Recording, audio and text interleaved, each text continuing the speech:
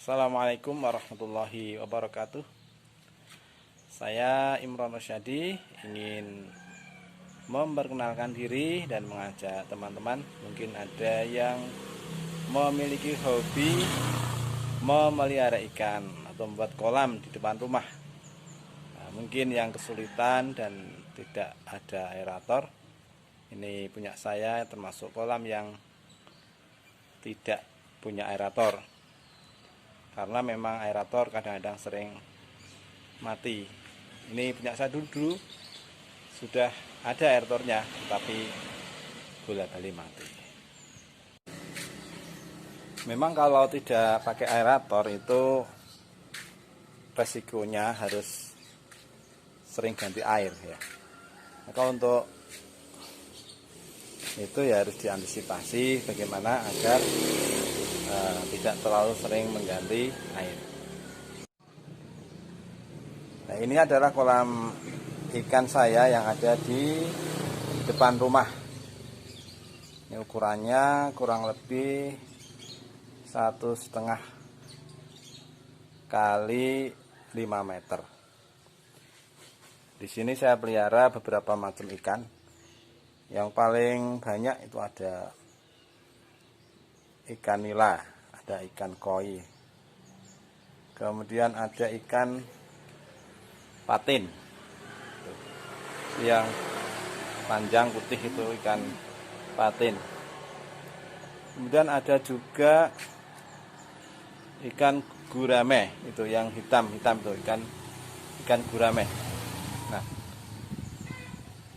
teman-teman, untuk mengurangi cepatnya air yang kotor atau cepatnya air basi yang menyebabkan ikan-ikan itu mati, maka sebaiknya kita beri tanaman hidup.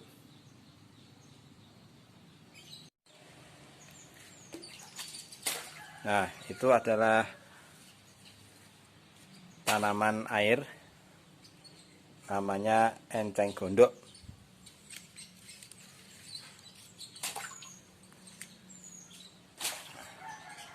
Enceng gondok itu akan membantu ya sedikit banyak memperbaiki sirkulasi udara yang ada di dalam kolam kita.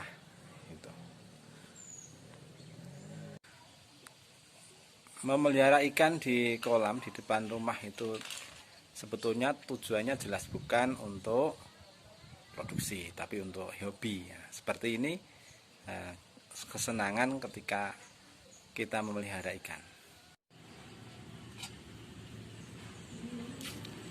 Nah, seperti ini ketika kita memberi makan ikan, hati jadi sejuk, mata jadi nyaman melihat ikan-ikan kita. Segala capek dan segala penat insya Allah akan sirna. Ini salah satu keuntungan kita punya kolam di depan rumah kita.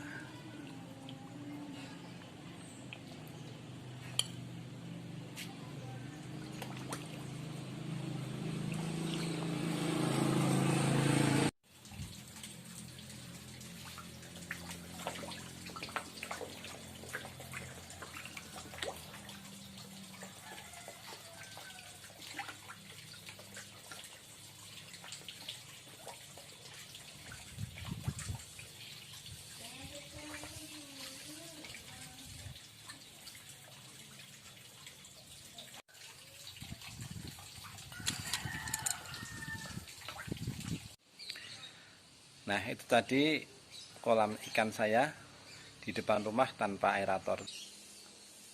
Barangkali ada yang ingin memelihara ikan di depan rumahnya, mungkin resep saya ini bisa dipakai. Yaitu yang pertama, kalau kolamnya tidak usah terlalu luas sehingga ketika menguras air juga tidak repot. Yang kedua, pilih ikan yang tahan terhadap air, kekurangan oksigen, yaitu ikan nila, terutama ikan nila. Kemudian juga ikan gurame. Ikan gurame itu kalau sudah besar itu tahan lama dan bahkan bisa besar. Di kolam saya ini ada yang sudah segini ikan gurame saya.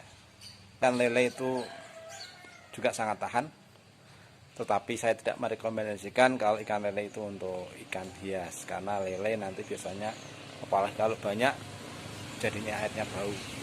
Kecuali kalau bapak ibu punya ikan lele putih, itu bagus untuk hiasan ya, asal tidak usah terlalu banyak ya. Saran saya, kita tidak usah memilih yang banyak ya di kolam yang kita pelihara ya, tidak usah terlalu banyak biar tidak cepat, artinya ikannya tidak cepat mati begitu.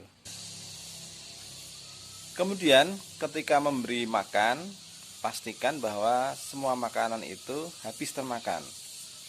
Jangan sampai ada makanan yang tersisa. Nah, makanan yang tersisa ini nanti kalau lama-lama akan menjadi racun bagi ikan-ikan, dan ikan-ikan nanti akan mati. Kemudian yang terakhir dan yang tidak kalah pentingnya adalah adanya peneduh. Ya, peneduh ini bermanfaat menghindarkan kolam langsung terkena cahaya sinar matahari. Bila kolam langsung terkena sinar matahari, maka air akan sangat cepat berubah menjadi hijau. Itu pengalaman saya seperti itu. Demikian ya teman-teman, video dari saya tentang memelihara ikan atau di kolam renang. Demikian, jangan lupa di akhirnya nanti like, subscribe, dan share ya, agar teman-teman yang lain juga mengetahui dan semakin banyak orang yang memelihara ikan di depan rumahnya untuk hobi, sehingga orang-orang terhindar dari stres. Demikian, assalamualaikum warahmatullahi wabarakatuh.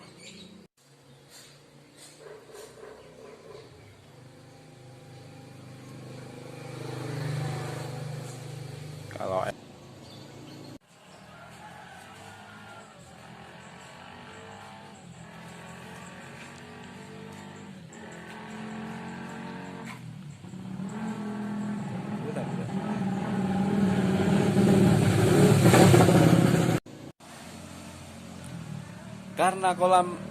karena dengan